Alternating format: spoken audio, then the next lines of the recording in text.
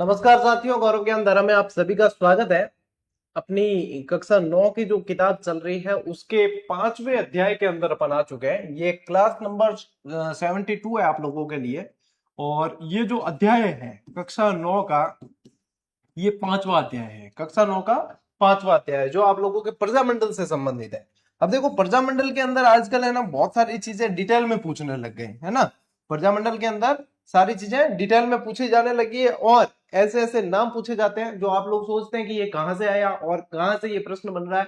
वो सारे के सारे प्रश्न आप लोगों के कक्षा 9 की इस किताब से बन रहे हैं। तो इसी के अंदर अपन ये चैप्टर आज शुरू कर रहे हैं, है ना। सबसे पहले बेसिक चीज पढ़ेंगे, सारा कंसेप्ट पढ़ेंगे कि कारण क्या थे, फिर उसके बाद में घटनाक्रम क्या हुआ, फिर उसके बाद में परिणाम क्या हुआ।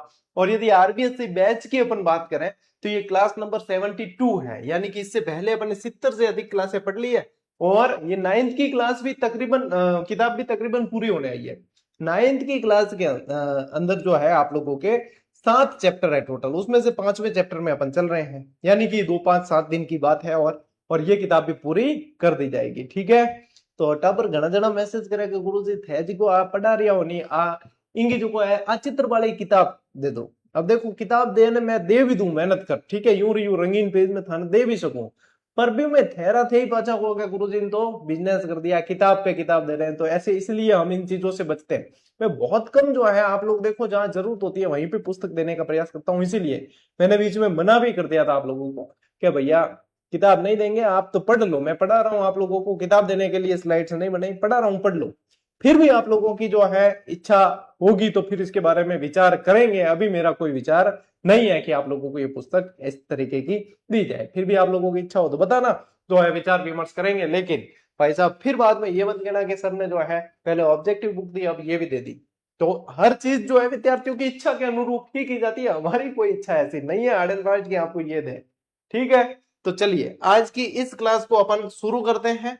और प्रजामंडल के जो कारण है, प्रजामंडल का उदय क्यों हुआ, उसको पहले अपन पढ़ लेते हैं। देखो टाउटो सब पहली पहल के ध्यान रखना कि जो 1857 की क्रांति हुई नहीं बिंगे बाद में एकदम ही मतलब जागृति की फैल गई कि भाई अब जो है अपनी प्रजा का एक मंडल होना चाहिए, अपनी बात को रखने वाले कोई होने चाहिए, तब जाके जो है बात सही से सुनी जाए। तो देखो 1857 ईस्वी के जो प्रथम स्वाधीनता संग्राम था वो सफल नहीं हो पाया, परंतु जनता में नव चेतना और जागृति की भावना अवश्य उत्पन्न हो गई। इसके निम्नलिखित कारण थे। क्या कारण थे?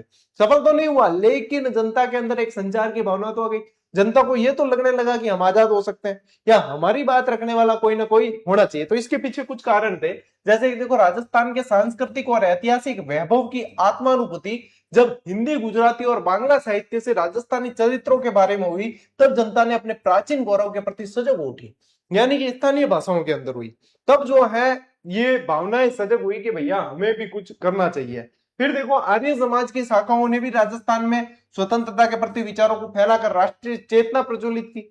राजनीतिक जागृति की भावना को विकसित करने में स्वामी दयानंद सरस्वती और स्वामी विवेकानंद का महत्वपूर्ण योगदान रहा है ना। अब देखो, यदि स्वामी जी दोनों ही आप देख लो, सभी दोनों के दोनों जो है राष्ट्र के हित को सर्वोपरि रखते थे और स्वराज की बात करते थे। क्या बात करते थे? स्वराज की बात करते थे। आर्य समाजी विचारधारा तो पूरी पूरी स्वराज पे डिपेंडेंट थे।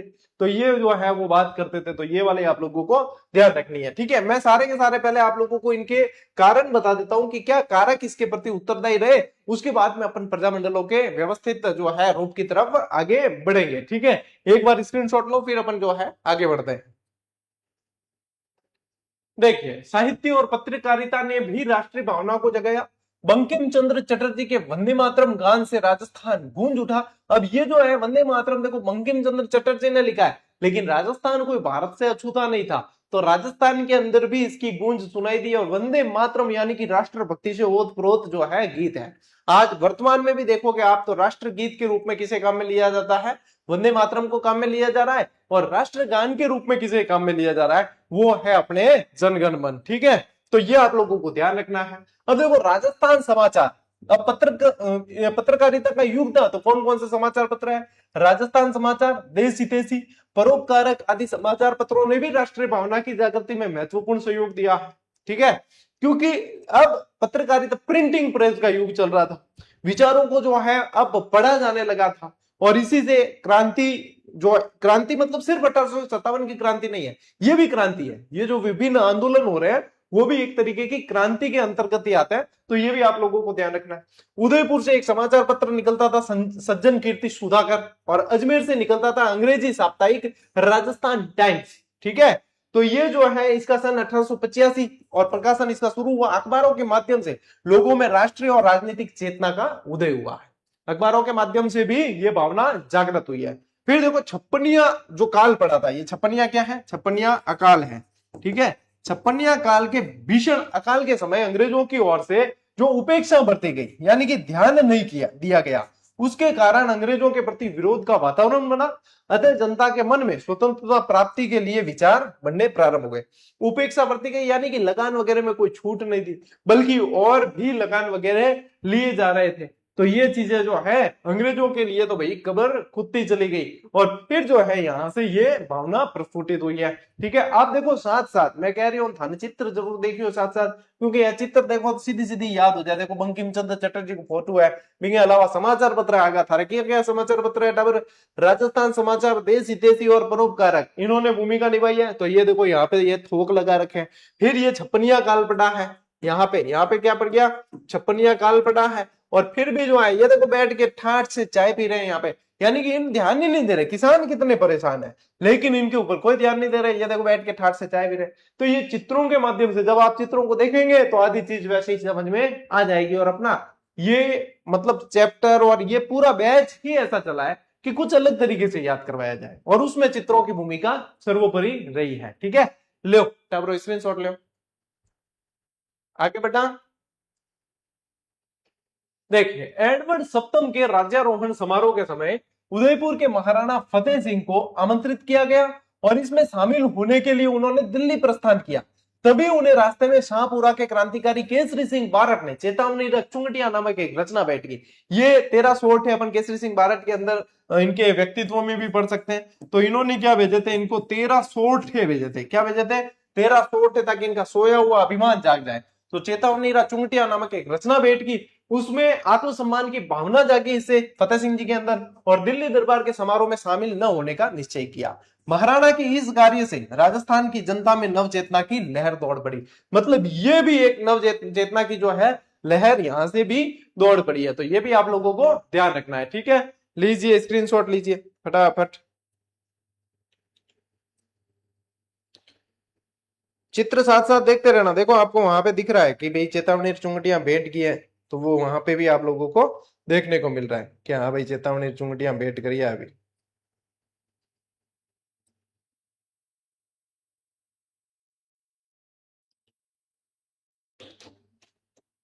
चलिए आगे बढ़ते हैं।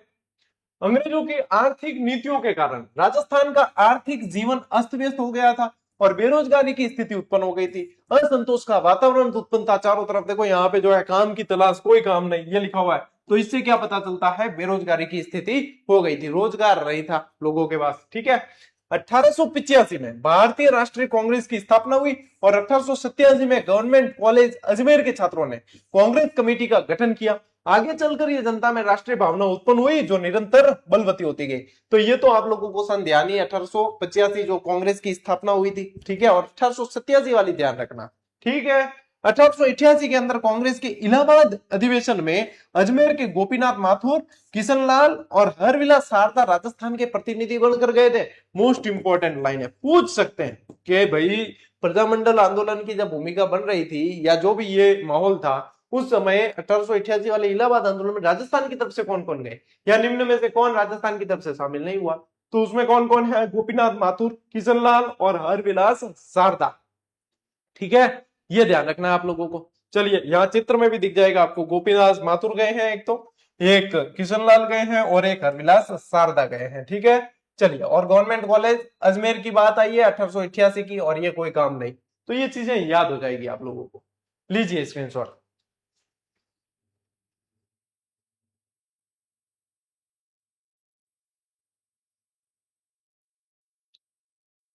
चले आगे बढ़े।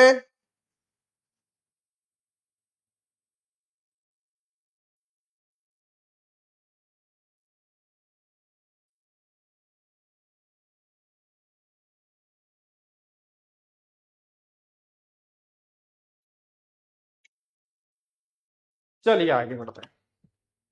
देखिए अब आती है भैया राजपूताना मध्य भारत सभा की बात।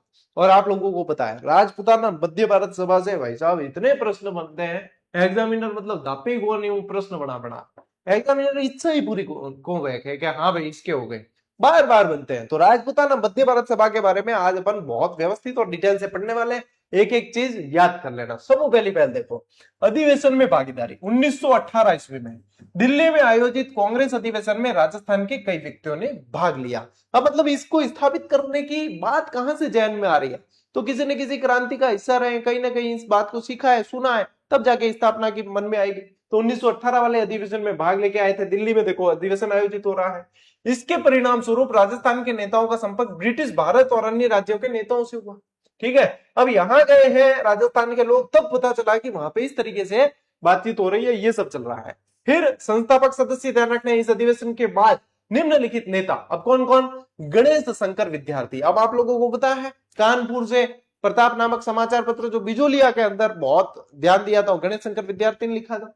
इसके अलावा विजय सिंह पथिक, जमनालाल बजाज, चांदकरण शारदा, गिरधर शर्मा, स्वामी नरसिंह देव सरस्वती आदि ये जो है इनके संस्थापक सदस्य रहे थे किसके? राजपूताना मध्य भारत सभा के। फिर से ध्यान रखना, ये सारे के सारे ध्यान रखना। अब यहां चित्र से देख लो, गणेश शंकर विद्यार्थी, विजय सिंह पथिक, जमनालाल बजाज, चांदकरण शारदा, गिरधर शर्मा और स्वामी नरसिंह देव सरस्वती, ये नाम आप लोगों को भैया रट के रखने हैं, याद करके रखने हैं। यहां से आप लोगों को चीजें पूछी जा सकती है। ठीक है, फिर देखिए संस्था का नाम देखिए क्या है? राजपूताना मध्य भारत सभा। स्थापना स्थल देखिए दिल्ली के चांदनी चौक में स्थित मारवाड़ी पुस्तकालय। अब तो याद रह जाए, थाने मतलब रटने की जरूरत नहीं है टावर, क्या याद रखना है? मारवाड़ी पुस्तकालय। और देखो लिखियो बड़े अक्षरा में कहते हैं चांदनी चौक दिल्ली के माए हैं। पढ़ क्या रहे हैं? राजपूताना मध्य भारत सभा पढ़ रहे हैं। तो इसकी स्थापना कहाँ हुई है? पढ़ा कौन रहा है? एक मारवाड़ी मास्टर पढ़ा रही है। तो इसकी स्थापना कहाँ हुई है? मारवाड़ी पुस्तकालय के अंदर हुई है। कहां पे हुई है? मारवाड़ी पुस्तकालय के अंदर हुई है, और वो दिल्ली के चांदनी चौक में। फिर देखिए कांग्रेस से जुड़ा गया है। बाद में कांग्रेस के नागपुर अधिवेशन जो 1920 में हुआ था, इनके समय इसे कांग्रेस का सहयोगी संस्था मान लिया गया था। यानी कि 1918 के अधिवेशन में जाते हैं यहाँ के लोग, आसपास संपर्क होता है, पता चलता है तो ये कि अपने वहां पे भी एक ऐसी संस्था होनी चाहिए जिससे जो है ये चीजें पता चल सके कि हाँ कैसे इसकी आवाज उठानी है। फिर संस्थापक सदस्य याद करने आप लोगों को, और उसके बाद में संस्था का नाम, और ये तो पता ही है। और नागपुर अधिवेशन से फिर कांग्रेस की संस्था मान लिया गया। ठीक है, अब स्क्रीनशॉट ले लो। अच्छा, काफी समय से बच्चे कह रहे हैं कि सर ये आपके हाथ में क्या बंधा हुआ होता है, ये क्या है? तो ये डॉक्टर ने सजेस्ट किया है, और मेरे मतलब ये आप लोगों ने देखा होगा कि ये जो हड्डी ऐसे निकली हुई सी दिखती है, और तो कलाई की समस्या रहती है, और ये काफी समय से है। तो ये भीषण भयंकर दर्द होता है इसका, मतलब असहनीय तो नहीं कह सकते, सहन करके चल रहा हूं तो, लेकिन इसका कोई इलाज नहीं है। कार्टिलेज लॉस बोलते हैं इसको। ठीक है, तो जो जो बीच में लिगामेंट आता है, कार्टिलेज लॉस होते हैं। पता नहीं किस कारण हो जाता है, ये डॉक्टर को भी कोई इसका स्पेसिफिक रीजन नहीं पता, लेकिन डॉक्टर कहते हैं कि एक कार्टिलेज ही शरीर के अंदर ऐसी चीज है, लिगामेंट ही ऐसी चीज है जो दवाइयों से नहीं बन सकता। ठीक है, तो ये हाथ का मूवमेंट जैसे कि इतना ही होता है सिर्फ, तो ये दर्द जो है कलाइयां ये करती है, तो इनके लिए जो है ये डॉक्टर द्वारा सजेस्ट किए हुए। तो ये कई बार आप लोगों को हाथ में दिखता है, आप इस पे ध्यान नहीं दिया करें। आज काफी समय से आप लोगों के कमेंट आ रहे हैं, इसलिए मैंने आप लोगों को आज बता दिया। तो इसमें ध्यान नहीं देना है, आपका ध्यान नहीं यहाँ पे। तकलीफें चलती रहेगी, जीवन का हिस्सा है, हम इसको अपना चुके हैं। मैं इसको खास तौर पे अपना चुका हूँ, क्योंकि मैं कम से कम 7-8 साल से इस चीज को झेल रहा हूँ। सब तरह की दवाइयां वगैरह सब लेके देख लिया, लेकिन किसी भी तरीके से मैं सिंपैथी नहीं लेना चाहता था, इसलिए मैं इसका जिक्र नहीं करता हूं। तो आप भी किसी भी तरीके से सिंपैथी वाला वो नहीं रखें। ये जीवन के अंदर ये चीजें चलती है, और मैं कहता हूं चुनौतियां होनी चाहिए। जब तक जीवन में चुनौतियां नहीं आती तब तक जो है काम करने का मजा नहीं आता। चुनौतियां होनी चाहिए, जीवन है, अपना के चलेंगे। तो किसी भी तरह की आप लोगों को सिंपैथी वाला रोल नहीं रखना है, आप तो सिर्फ पढ़ने पे ध्यान दीजिए। ठीक है, मैं पढ़ा रहा हूं, आप पढ़िए।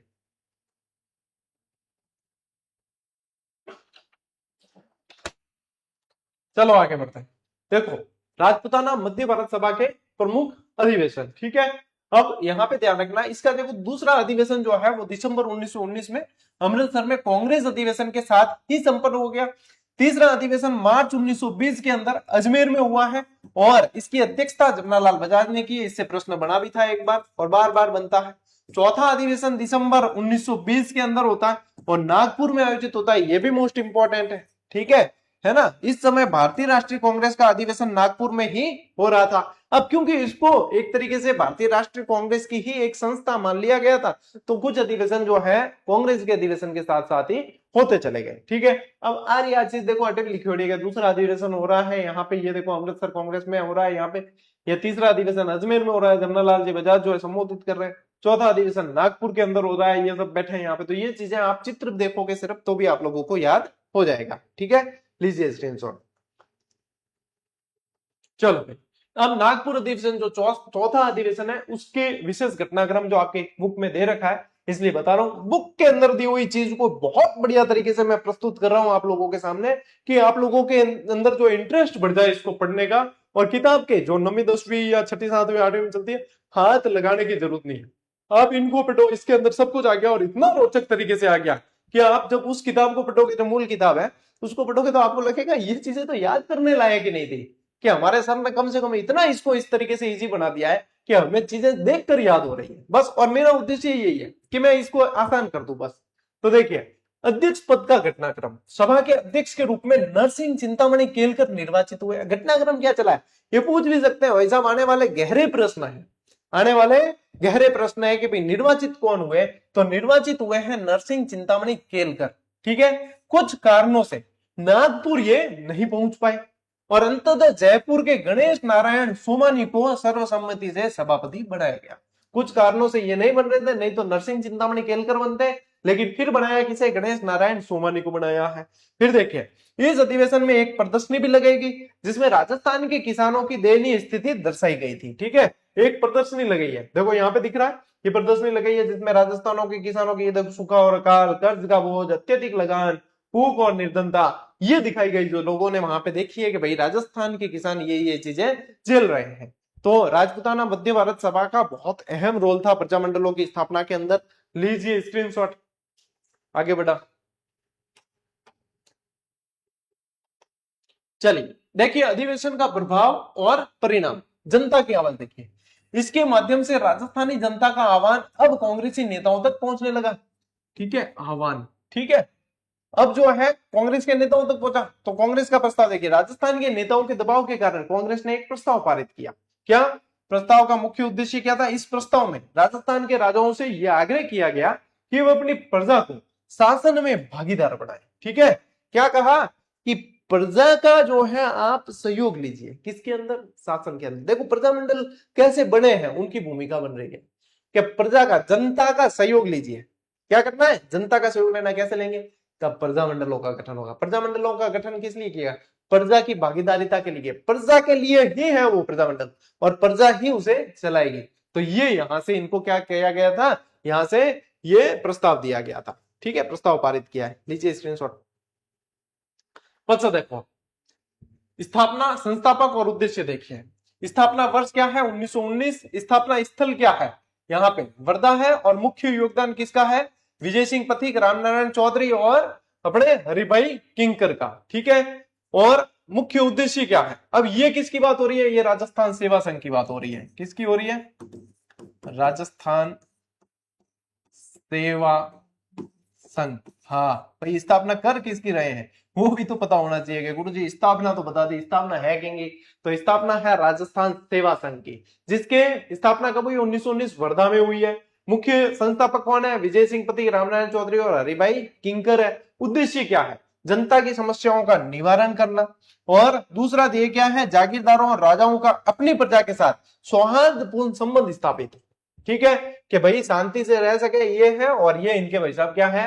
ये है इनके संस्थापक सदस्य हैं। किसकी बात हो रही है? राजस्थान सेवा संघ की। लीजिए स्क्रीनशॉट।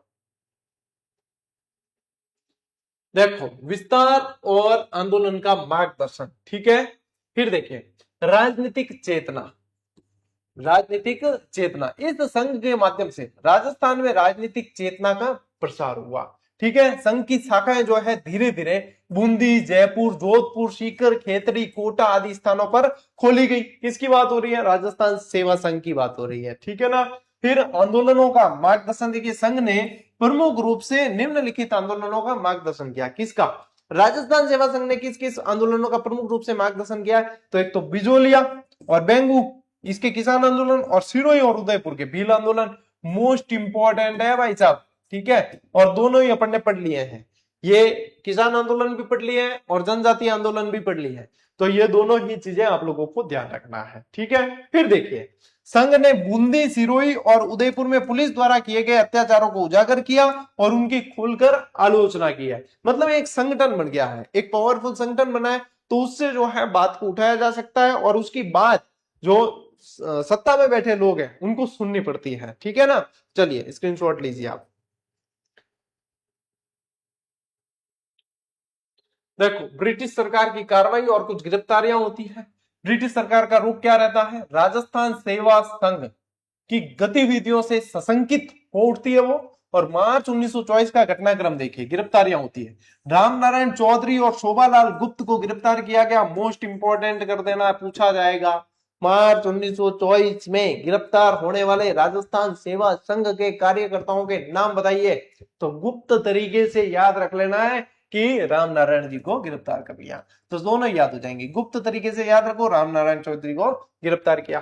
कारण क्या था, समाचार पत्र तरुण राजस्थान में देशद्रोहात्मक सामग्री प्रकाशित करने के अपराध। अब बताओ, देशद्रोह का आरोप लगाया, देखो तरुण राजस्थान है और देशद्रोहात्मक सामग्री है यहाँ पे, तो ये आप लोगों को याद रह जाएगा। गिरफ्तारी हो रही है, दोनों पकड़ के ले जा रहे हैं। चित्र देखता रहो, मैं पहले बार बार थान कह रही हूँ क्या, चित्र देखता रहो, ठीक है। अब यहाँ पे भैया देशद्रोह का आरोप लगाया किस पे, देशभक्तों पे।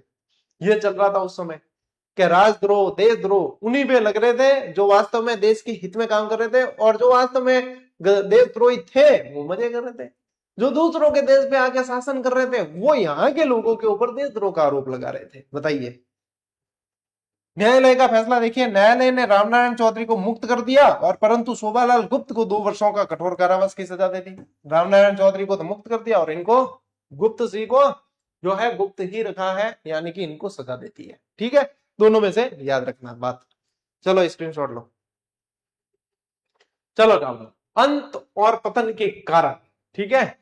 पथिक जी की कैद 1924 ईस्वी में मेवाड़ राज्य सरकार द्वारा विजय सिंह पथिक को कैद कर लिया गया। विजय सिंह पथिक मुख्य थे इनके अंदर, विजय सिंह पथिक को कैद कर लिया। तो फिर क्या हुआ, पथिक जी के कैद होने के बाद सेवा संघ के पदाधिकारी जो थे और सदस्यों में परस्पर मतभेद शुरू हो गए। अब देखो, जब अंदर जब विचार नहीं मिलते तो फिर वो संघ काम नहीं कर सकता, अंदर ही मतभेद होने लगते हैं तो फिर कोई भी जो है उसको भंग करने की विचार रखता है। तो अंतिम परिणाम क्या हुआ, धीरे धीरे मतभेद बढ़ता गया। इसके परिणाम स्वरूप 1928-29 तक राजस्थान सेवा संघ पूर्णतया प्रभावहीन हो गया था, ठीक है। 28-29 तक क्या हुआ, पूरी तरीके से निष्क्रिय हो गया। अब कोई इंटरेस्ट इसके अंदर नहीं ले रहा था, जबकि बहुत अच्छा कार्य कर रहे थे ये, फिर भी इंटरेस्ट लेना धीरे धीरे बंद कर दिया कि गुरुजी अपन ये क्या पढ़ रहे हैं, अपन पढ़ रहे हैं कि प्रजामंडल आए कैसे, प्रजामंडल की स्थापना होगी वो तो अपन पढ़ेंगे, लेकिन प्रजामंडल आए कैसे वो चीज अपन जो है यहाँ पे अभी पढ़ रहे हैं, ठीक है। लीजिए स्क्रीनशॉट।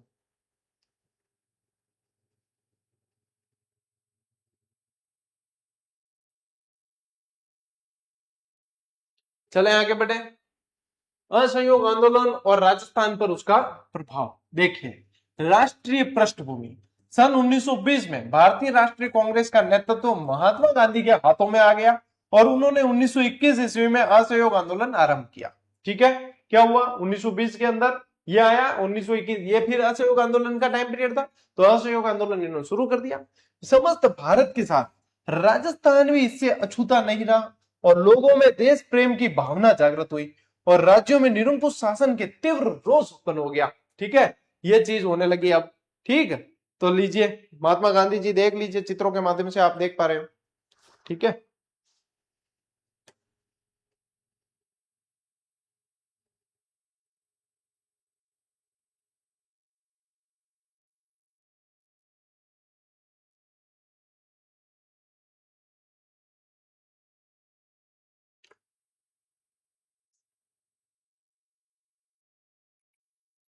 विभिन्न रियासतों में आंदोलन की गतिविधियां देखिए। अब अलग अलग रियासतों में के अंदर जो है आंदोलन की गतिविधियां क्या क्या चली है। सबसे पहले देखिए जोधपुर के अंदर भंवरलाल सर्राफ का योगदान। जोधपुर में एक सत्याग्रही भंवरलाल सर्राफ हाथ में तिरंगा झंडा लेकर शहर में घूमे। ये देखिए यहाँ पे स्वराज लिखा हुआ है और ये झंडा लेके जो है ये घूम रहे हैं यहाँ पे। झंडे की विशेषता क्या थी, झंडे के एक ओर महात्मा गांधी और दूसरी ओर स्वराज लिखा था। एक तरफ, अब यहाँ पे इस झंडे में आपको दोनों यहीं पे बता दिए, क्योंकि दूसरा तरफ कैसे बताए, तो इसलिए एक तरफ तो महात्मा गांधी का फोटो और एक तरफ जो है स्वराज लिखा हुआ था। ये झंडा लेकर घूम रहे थे और उन्होंने बाजार में एक उत्साहपूर्ण भाषण दिया जिसे जनता ने बहुत चाव से सुना। किसकी बात हो रही है, भंवरलाल सर्राफ की बात हो रही है। ठीक है, स्क्रीनशॉट लो फटाफट। टोंक के अंदर क्या होता है देखिए, जनता का समर्थन। टोंक की जनता ने एक सभा कर कांग्रेस के प्रति पूर्ण सहानुभूति व्यक्त की और असहयोग आंदोलन का अनुमोदन किया है। ठीक है, पूरी सहानुभूति व्यक्त करी और असहयोग आंदोलन का अनुमोदन भी किया है। वहां के अंग्रेज पुलिस अधिकारियों ने टोंक के प्रमुख नेताओं को गिरफ्तार कर लिया, जिनके नाम क्या थे, मौलवी अब्दुल रहीम, सैयद जुबैर मियां, सैयद इस्माइल मियां, काजी महमूद अयूब, ये सब थे। ठीक है, मुझे ये कॉल लेना पड़ेगा एक बार।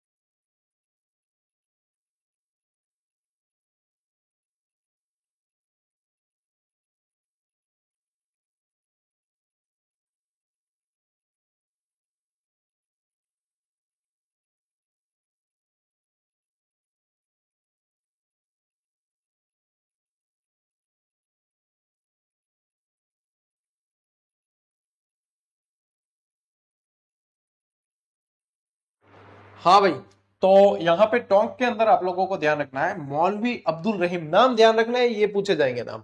ठीक है, मौलवी अब्दुल रहीम, सैयद इस्माइल मियां, सैयद जुबैर मियां और काजी महमूद अयूब, ये सब इनके अंदर शामिल थे। ठीक है, अब इसके अलावा लगभग 70 अन्य व्यक्ति भी गिरफ्तार किए गए, लेकिन उन्हें शीघ्र ही छोड़ दिया गया, छोड़ दिया गया। ठीक है, तो ये भी आप लोगों को ध्यान रखना है। ये सारी चीजें कहां कहां क्या क्या हुआ, कौन कौन शामिल थे, ये सारी चीजें पूछी जाएगी, ये सारी चीजें पूछी जाएगी। ठीक है, देखो भाई, ये टोंक वाला तो अपने हो गया था। हाँ, जयपुर, देखो जमनालाल बजाज का विशेष योगदान है, उपाधि का त्याग किया है। जमनालाल बजाज ने अपनी राय बहादुर की उपाधि ब्रिटिश सरकार को लौटा दी।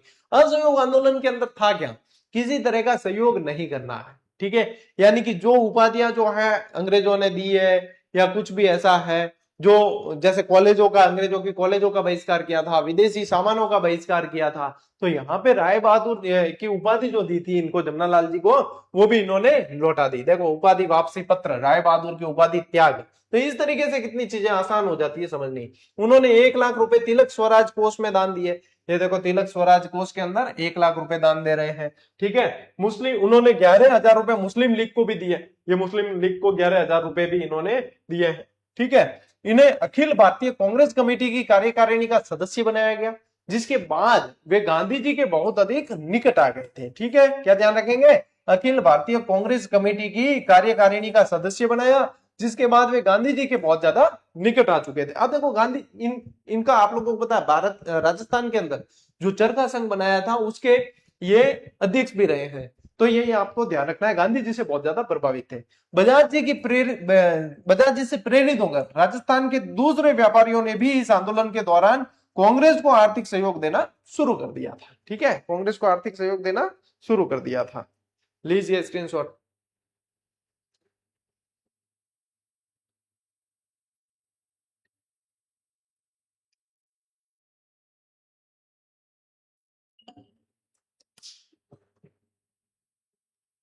देखिए, चौथे नंबर पे बीकानेर। बीकानेर में राजनीतिक जागृति अपेक्षाकृत थोड़ी देर से हुई, लेकिन धीरे धीरे असहयोग आंदोलन के प्रभाव से यहां भी रियासती शासन के प्रति असंतोष फैलने लगा। ठीक है, यहां पे भी असंतोष फैलने लगा। यहां पे आप लोगों को ध्यान रखना है मुक्ता प्रसाद वकील का योगदान। ठीक है, सन 1921 में बीकानेर में मुक्ता प्रसाद वकील द्वारा जो है विदेशी कपड़ों की होली जलाई और खादी पहनने का व्रत ले लिया। तो यहाँ पे ये इनको, वकील साहब को भी आप लोगों को ध्यान रखना है। ठीक है, चलिए लीजिए स्क्रीनशॉट।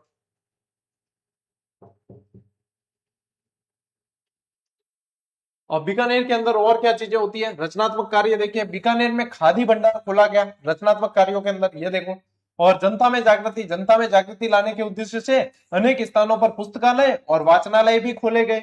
प्रमुख संस्थाएं जैसे चूरू, सुजानगढ़, रतनगढ़, इन सभी के अंदर जो है समाज सेवा के उद्देश्य से संस्थाएं स्थापित की गई, जैसे कि सर्व हितकारिणी सभा, विद्या प्रचारिणी सभा आदि। ठीक है, साहित्य का प्रचार, इन सामाजिक संस्थाओं की ओर से राजनीतिक साहित्य के पर्चे आदि भी प्रसारित किए गए हैं। ठीक है, तो ये रचनात्मक कार्य हुए हैं जो मतलब शांतिपूर्वक तरीके से किए जाए, कि इनसे और चीजें जो है जागरूकता कुल मिला के आनी चाहिए। इसको बोलते हैं राजनीतिक जन जागरूकता। प्रजामंडल क्या है, बेसिकली प्रजामंडल वे टॉपिक है जो राजनीतिक जन जागरूकता से जुड़ा हुआ है। तो जनता कैसे जागृत होगी, जनता के अंदर कैसे विचार लाया जाए कि भैया आप आजाद हो सकते हो, आप क्यों गुलामी के जंजीरों में जकड़े हुए हो। तो वही चीज है ये, प्रजा की मांग को व्यवस्थित तरीके से उठाने के लिए प्रजामंडलों का गठन हुआ था। लीजिए स्क्रीनशॉट। फिर देखो, विभिन्न रियासतों में आंदोलन की गतिविधियां। अजमेर में द्वितीय राजनीतिक सम्मेलन 15 मार्च 1921 को होता है। 15 मार्च 1921 को अजमेर में इसका आयोजन किया गया। मुख्य अतिथि इस सम्मेलन में मोतीलाल नेहरू उपस्थित हुए हैं। ठीक है, उस समय बहुत पावरफुल नेता थे। अध्यक्षता किसने की, मौलाना शौकत अली ने सम्मेलन की अध्यक्षता की और विदेशी वस्त्रों के बहिष्कार का आह्वान किया है। किसका ध्यान रखेंगे, अजमेर में द्वितीय राजनीतिक सम्मेलन हुआ था उसका। ठीक है, बहिष्कार का नेतृत्व किसने किया, अजमेर में पंडित गौरीशंकर के नेतृत्व में विदेशी वस्त्रों का सामूहिक बहिष्कार किया। अब आप लोगों को इसमें ध्यान ये रखना है कि कहां से कौन सा नाम आ रहा है, कि किस जगह से कौन सा नाम आ रहा है, बस वहीं से प्रश्न पूछते हैं कि मौलाना शौकत अली ने यहाँ पे, यहाँ अजमेर के अंदर नाम आ रहा है तो यहाँ ध्यान रखना है। पंडित गौरीशंकर का कहा नाम आ रहा है, अजमेर के अंदर आ रहा है। ठीक है, अन्य सहयोगी नेताओं के अंदर अर्जुनलाल सेठी और चांदग्रहण शारदा भी शामिल थे इसके अंदर। ठीक है ना, चलिए स्क्रीनशॉट लीजिए। प्रथम विश्व युद्ध और राजस्थान के राजा, ब्रिटिश सरकार को सहायता। देखिए, प्रथम विश्व युद्ध के दौरान राजस्थान के नरेशों ने तन मन और धन से ब्रिटिश सरकार का भरपूर सहयोग किया है। मतलब हर तरीके से जो है सहयोग किया, पूरी तरीके से ब्रिटिश सरकार के साथ हो गए। उस समय भैया ये खतरे में थे, उस समय जो है ये खतरे में थे कि भाई पहला विश्व युद्ध जो हुआ था 1914 के समय, उस समय भी ये बहुत, तो यहां से इन्होंने, राजाओं ने बहुत मदद की, सेना वैना सैनिक वैनिक सब भेजे यहां से। फिर देखो, ब्रिटिश साम्राज्य के प्रति निष्ठा, इस सहायता के माध्यम से उन्होंने ब्रिटिश साम्राज्य के प्रति अपनी पूर्ण निष्ठा का परिचय दिया है और बदले में ब्रिटिश सरकार ने उन्हें अपना विश्वसनीय सहयोगी माना और युद्ध के संचालन में भागीदारी भी बढ़ाया है। सैन्य सहायता दी है, आर्थिक सहयोग दिया है, युद्ध संचालन में भागीदारी निभाई है।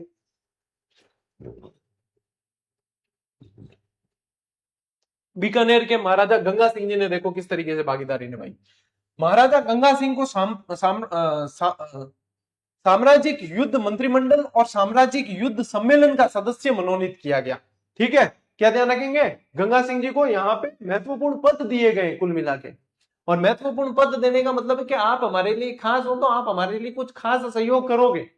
पेरिस यात्रा, इन्होंने जर्मनी से संधि वार्ता में भाग लेने के लिए अपना भारत का प्रतिनिधित्व हेतु पेरिस भी भेजा गया है इनको, कि हमारे भारत के प्रतिनिधि गंगा सिंह जी है, इनको पेरिस में संधि वार्ता के लिए भेजा है। और नरेंद्र मंडल की स्थापना देखिए, स्थापना का समय क्या है, विश्व युद्ध की समाप्ति के बाद इसकी स्थापना की गई। यह मंडल वायसराय की अध्यक्षता में गठित किया गया, विश्व युद्ध की समाप्ति के बाद किया है क्या, नरेंद्र मंडल। यानी कि अब जो है इनका, ये जितने भी इनके राजा थे उनका जो है एक मंडल बनाया गया। फिर जहां देसी राजा अपने राज्यों और भारत सरकार से संबंधित समस्याओं का आपस में विचार विमर्श कर सकते हैं, कि ऐसा एक नरेंद्र मंडल बना दिया कि राजा जो है वायसराय के साथ में बैठ के और जो विचार विमर्श कर सकते हैं कि ये समस्याएं हैं। प्रिंस ऑफ चैम्बर्स भी बोला गया है इसे। ठीक है, चलिए स्क्रीनशॉट लीजिए। देखो, ब्रिटिश सरकार का देसी राजाओं को संकेत यानी चेतावनी, उभरती हुई शक्तियां। ब्रिटिश सरकार द्वारा देसी राजाओं को संकेत दिया गया कि राष्ट्रवादी, मध्यम वर्गीय लोग, किसान, मजदूर आदि समाज के निम्न स्तर की उभरती हुई शक्ति है।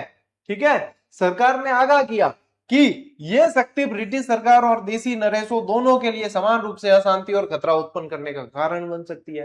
राजाओं को भाई साहब इनसे खतरा पहले ही हो चुका था, 1857 की क्रांति में ट्रेलर देख चुके थे और इनको बता था कि पिक्चर कभी भी रिलीज हो सकती है। ठीक है, राजाओं को इन्होंने ये आगाह कर दिया था। लीजिए स्क्रीनशॉट। बिजोलिया किसान आंदोलन पर ब्रिटिश प्रशासन की नजर थी। देखो, ब्रिटिश प्रशासकों ने मेवाड़ के बिजोलिया ठिकाने में स्थापित किसान पंचायतों की कार्यप्रणाली पर विशेष गौर किया। रूसी सोवियतों से तुलना, इन्होंने इन किसान पंचायतों की आत्मनिर्भरता की तुलना रूसी सोवियतों से की और पथिक जी को संज्ञा दी। क्या ब्रिटिश प्रशासकों ने बिजोलिया के किसान आंदोलन में जो है इसके सूत्रधार कौन थे, पथिक जी थे, विजय सिंह पथिक। तो इनको जो है बोल्शेविक कहा, यानी कि आप विप्लववादी हैं, आप विप्लव करवाते हैं, तो इनको क्या कहा है, बोल्शेविक यानी कि विप्लववादी की संज्ञा दी है विजय सिंह पथिक को। ठीक है, ये ऐसी ऐसी चीजें पूछी जाती है तो ध्यान रखनी है। देखिए, ब्रिटिश सत्ता और देसी राज्यों का आपसी गठजोड़। अंग्रेजों ने एक बार फिर समान हितों की बात कहकर देसी राज्यों का राजाओं का सहयोग प्राप्त करने का प्रयास किया, कि जो है आपके और हमारे हित समान है। देसी राज्यों का अस्तित्व पूरी तरीके से ब्रिटिश सत्ता के साथ ही जुड़ा हुआ था।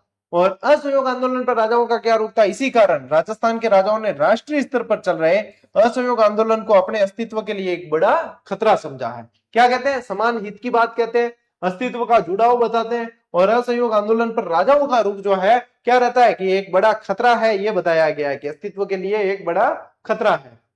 मतलब कुल मिला के राजाओं को अपने साथ मिला के रखना चाहते थे अंग्रेज अधिकारी।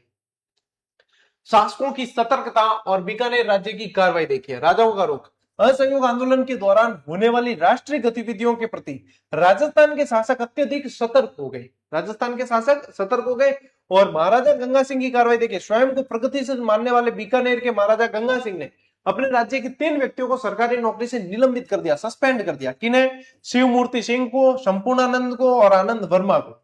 ध्यान रखनी है भाई साहब चीजें। अब आप लोगों को लगेगा कि इतनी डिटेल में तो अपन ने पढ़ी नहीं थी चीजें, जबकि आप 9th की किताब भी पढ़ चुके हैं, फिर भी ध्यान नहीं गया। तो ध्यान इसलिए नहीं गया क्योंकि व्यवस्थित तरीके से चीज है नहीं, पूरा का पूरा पैराग्राफ है, समझ ही नहीं आता याद क्या करना है, छोड़ना क्या। ये तरीका है कि ये पता चलता है कि याद क्या करना है। निलंबन का कारण क्या था, स्वदेशी वस्त्र पहनते थे और उन्होंने तिलक स्वराज कोष में चंदा जमा कराया। अरे निलंबन का कारण था कि ये देशभक्त थे, ये क्या थे, देशभक्त थे। और राजाओं की देशभक्ति अंग्रेजों के प्रति थी, इनकी देशभक्ति अपने देश के प्रति थी। किसकी, जिनको निलंबित किया उनकी तो देशभक्ति देश के प्रति थी, राजाओं की देशभक्ति अंग्रेजों के प्रति थी, इसलिए निलंबित कर दिया। सीधी सट बात है। ले स्क्रीनशॉट। बस देखो, युवराज भोपाल सिंह का शासन और ब्रिटिश प्रभाव।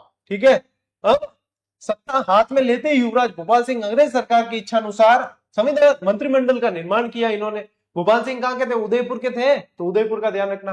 और राजस्व विभाग यानी रेवेन्यू डिपार्टमेंट जैसा अत्यंत महत्वपूर्ण और संवेदनशील विभाग एक अंग्रेज अधिकारी मिस्टर ट्रेंच को सौंप दिया। अब देखो ट्रेंच आयोग का गठन होता है, आप लोग बेंगू में पढ़ चुके हो, बेंगू किसान आंदोलन में पढ़ा अपन ने, बिजोलिया में पढ़ा है। तो ये रेवेन्यू जैसा डिपार्टमेंट किसको दे दिया? ट्रेंच को दे दिया। अब ट्रेंच मनमानी तरीके से नीतियों बनाने लग गया सारी की सारी। ले स्क्रीनशॉट। देखो जोधपुर राज्य और सर प्रताप सिंह का हृदय परिवर्तन, प्रमुख व्यक्तित्व, ठीक है, प्रमुख व्यक्तित्व, ये व्यक्तित्व करना, व्यक्तित्व। जोधपुर महाराजा के संरक्षक सर प्रताप सिंह के इन आंदोलन के कारण अत्यधिक बौखला उठे और विदेशी माल को बढ़ाया। उन्होंने आंदोलन के विरोध में राज्य में विदेशी माल को प्रोत्साहन देना आरंभ किया। बाकी जगह क्या हो रहा था? विदेशी माल को जला रहे थे और देसी माल को प्रोत्साहन दे रहे थे। यहाँ पे क्या हुआ? विदेशी माल को इन्होंने क्या किया? विदेशी माल को प्रोत्साहन देना शुरू किया। और इससे पूर्व वे महर्षि दयानंद सरस्वती के उपदेशों को मानकर हिंदी भाषा और स्वदेशी वस्तुओं का प्रचार प्रसार कर रहे थे। पहले ये कर रहे थे, अब विरोधाभास देखने को मिला। पहले तो स्वदेशी का प्रचार प्रसार कर रहे थे और उसके बाद में अब ये करने लगे। तो देखो पूर्व में क्या कर रहे थे और बाद में क्या करने लगे, बहुत अच्छी तरीके से यहाँ पे आप लोगों को बता दिया है, ठीक है। हाँ, पहले देसी अब विदेशी। उदयपुर, मेवाड़ और ब्रिटिश दबाव देखिए। राणा फतेह सिंह का रुख क्या हुआ? उदयपुर के महाराणा फतेह सिंह असहयोग आंदोलन के प्रति गुप्त रूप से सहानुभूति रखते और भारत सरकार का आदेश क्या था? ब्रिटिश सरकार ने महाराणा के सामने दो विकल्प रखे, दो शर्तें रखी, या तो उनके कहे अनुसार नए मंत्रिमंडल का गठन करे या फिर युवराज को शासन के अधिकार सौंपकर स्वयं राजकाज से पूरी तरह अलग हो जाए। कि युवराज हमारे अनुसार चलने लगेंगे, इसलिए या तो इनको दे दो कामकाज या फिर हमारे कहे अनुसार मंत्रिमंडल का गठन आप लोगों को करना पड़ेगा। विवस्था में निर्णय लेना पड़ा महाराणा को। महाराणा ने विवश होकर 28 जुलाई 1921 को अपने युवराज भूपाल सिंह को शासन का अधिकारी बना के बागडोर उनको सौंप दी, ठीक है। ये देख लीजिए शर्तें क्या है, या तो आप हमारे अनुसार मंत्रिमंडल बनाए या फिर युवराज को जो है राजा बना दो। तो ये युवराज भूपाल सिंह को बनाया और भूपाल सिंह जी बाद में भूपाल सिंह ने इनके अनुसार मंत्रिमंडल वगैरह गठित कर दिए।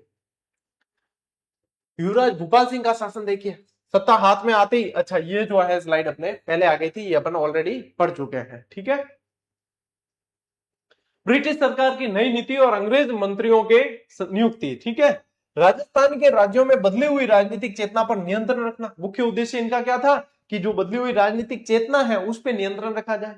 रणनीति क्या थी? ब्रिटिश सरकार ने राजस्थान के राज्यों में अंग्रेज व्यक्तियों को मंत्री नियुक्त करने का प्रयत्न शुरू किया। प्रमुख राज्य कौन कौन थे इसमें से अंग्रेज मंत्रियों की नियुक्ति की गई? जहां पे सिरोही, बूंदी, जोधपुर और जयपुर, ये प्रमुख राज्य थे इनके। वैकल्पिक व्यवस्था देखिए, जिन राज्यों में अंग्रेज मंत्री नियुक्त करना संभव नहीं हुआ वहां राज्य के बाहर के व्यक्तियों को उच्च पदों पर नियुक्त किया गया, ठीक है। तो राज्य के बाहर के पदों पे भी नियुक्त किया गया, ये भी ध्यान रखना है आप लोगों को। बाहर के व्यक्तियों को किया है यानी कि अंदर वाले व्यक्तियों को नहीं किया। स्थानीय प्रतिभाओं की अवहेलना की गई, उच्च पदों पर बाहरी और अंग्रेज व्यक्तियों को बिठाने के कारण स्थानीय प्रतिभाओं की क्या हो गई? अवहेलना हो गई, ठीक है। जैसे कि मारवाड़ का एक उदाहरण देखिए, मारवाड़ राज्य के प्रथम मैट्रिक परीक्षा उत्तीर्ण व्यक्ति दरबार हाई स्कूल में मात्र लेखाकार के पद पर कार्य कर रहे थे। मतलब उस समय ना प्रथम मैट्रिक परीक्षा उत्तीर्ण की, यानी उस समय बहुत अच्छी मान ली गई, लेकिन उनको जो अकाउंटेंट बनाया गया।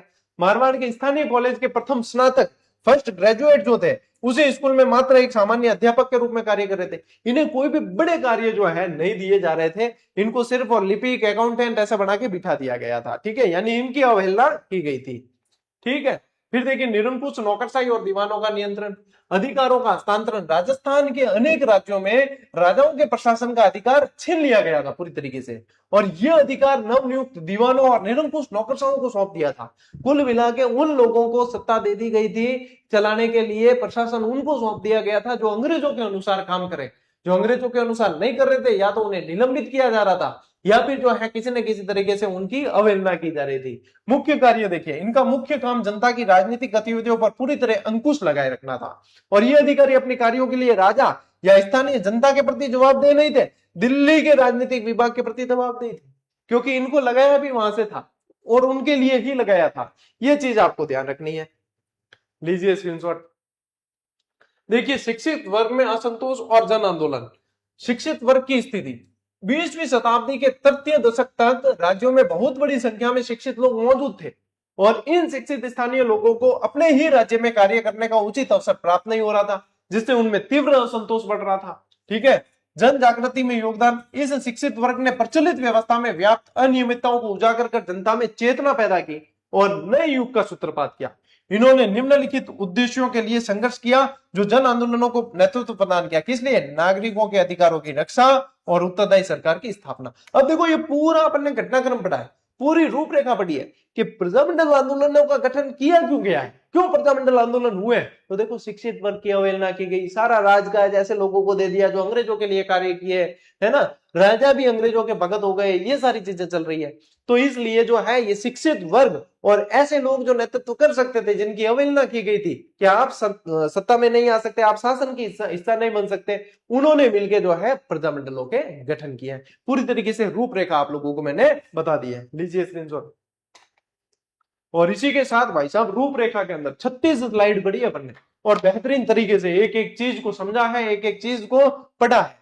और इस तरीके से आप लोगों के प्रजामंडल के, मैं कह रहा हूं आज से पहले आप लोगों ने, मैंने भी आज से पहले प्रजामंडल को जो कारण है, जो रूपरेखा है, वो इस तरीके से नहीं पढ़ाई है। लेकिन अपने चैनल पे तो भैया अब तो हो रही है चीजें, यानी कि सभी तरीके से कंसेप्ट सारी तरीके से क्लियर हो रहे हैं। जो नियमित है ना बच्चा, मैं कह रहा हूं उसको इतने बढ़िया तरीके से ये चीजें समझ में आ रही होगी कि वो कहेगा कि हाँ यार ये चीजें तो पहले समझ में नहीं आती। आप कक्षा 9 की किताब लेके बैठ जाओ और उसको पढ़ लो, आप लोगों को वो चीज इतनी जो है समझ नहीं आएगी, लेकिन ये चीज इस क्लास से देख लो, आप पूरी तरीके से समझ आएगी। उसके बाद क्या करना है, क्लास देखी फिर आप जाओ सीधे के सीधे आप लोग यहाँ पे इस बुक को आप लोगों के पास में है तो फिर इसी चैप्टर के प्रश्न सॉल्व करो। 15 अगस्त आ रही है, स्वतंत्रता दिवस, आप लोगों के लिए बहुत शानदार और बड़ा धमाका जो है वो होने जा रहा है, दिल थाम के बैठे। 15 अगस्त को दोपहर 1 बजे अपन लाइव जुड़ेंगे और उस समय आप लोग कहेंगे कि वाह ये चीज तो सर ने बहुत ही, मतलब हमें आशा नहीं थी वो चीज करनी, और ऐसा ही होने वाला है। क्रांति लाने का और क्रांति की शुरुआत करने का ठेका अपन ने लिया है, अपन यहां से करेंगे और उसके बाद में दूसरे लोग भी उसके पीछे पीछे चलते चले जाएंगे। तो इंतजार करो 15 अगस्त का, स्वतंत्रता दिवस को करते हैं धमाका। ठीक है, आज की इस क्लास में साथियों इतना ही। अब मिलते हैं अपन अगली क्लास में, अगले सेशन के अंदर। तब तक के लिए राम राम, जय हिंद।